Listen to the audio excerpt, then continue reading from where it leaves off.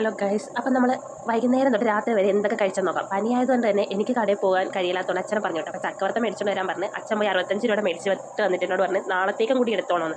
എങ്ങനെ ഞാൻ ഈ പൂച്ചകളോട് പറഞ്ഞ് മനസ്സിലാക്കും ഇത് നമുക്ക് നാളത്തേക്ക് കൂടി വേണ്ടതാണ്? അവർ എന്നേലും കൂടുതൽ കഴിച്ചുകൊണ്ടിരിക്കുകയാണ് ഗൈസ്. എനിക്കൊരു ഇച്ചിരി കിട്ടത്തുള്ളൂ ഇവന്മാരുടെ അടുത്ത്. ഞാൻ കൊടുത്തില്ലേ 2 കൂടി കയറി എൻ്റെ അടുത്തോട്ട് വരും. അതാണ് ഇവിടുത്തെ അവസ്ഥ സത്യം പറഞ്ഞാൽ.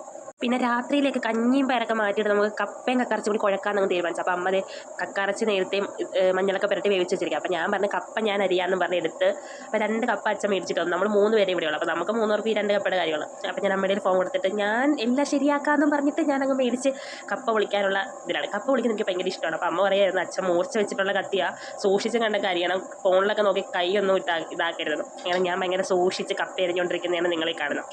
പിന്നെ ഈ കപ്പയുടെ തൊലി കളയാൻ എനിക്ക് ഭയങ്കര ഇഷ്ടമാണ് ഗൈസ്. ഇത് ഇങ്ങനെ വെച്ചിട്ട് അങ്ങനെ അങ്ങ് പൊക്കി കൊടുക്കാം. പക്ഷേ ഇതിലങ്ങ് ഒത്തില്ല. ഇതിന് ഇച്ചിരി പാടുപെടേണ്ടി വന്നു. എന്താണെന്ന് അറിയത്തില്ല. അത് ഇച്ചിരി പ്രശ്നക്കാരനായിരുന്നു എന്ന് തോന്നുന്നു എന്നെ വെച്ച്.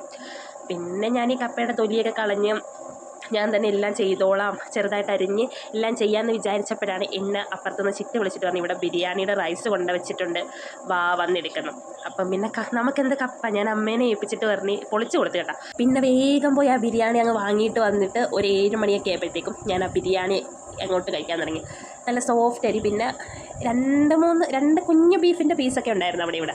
പക്ഷെ നല്ല റൈസായിരുന്നു. എനിക്ക് കുഞ്ഞരിയുടെ ബിരിയാണി ഭയങ്കര ഇഷ്ടമാണ്. അങ്ങനെ ഞാൻ ആ ബിരിയാണി അങ്ങ് ആസ്വദിച്ച് കഴിച്ചു. ഞാനിവിടെ ആസ്വദിച്ച് കഴിക്കാൻ നേരത്ത് അമ്മ ഇവിടെ അടുക്കളയിൽ കപ്പയും കക്കറച്ചും കൂടി കുഴക്കാൻ തുടങ്ങിയായിരുന്നു.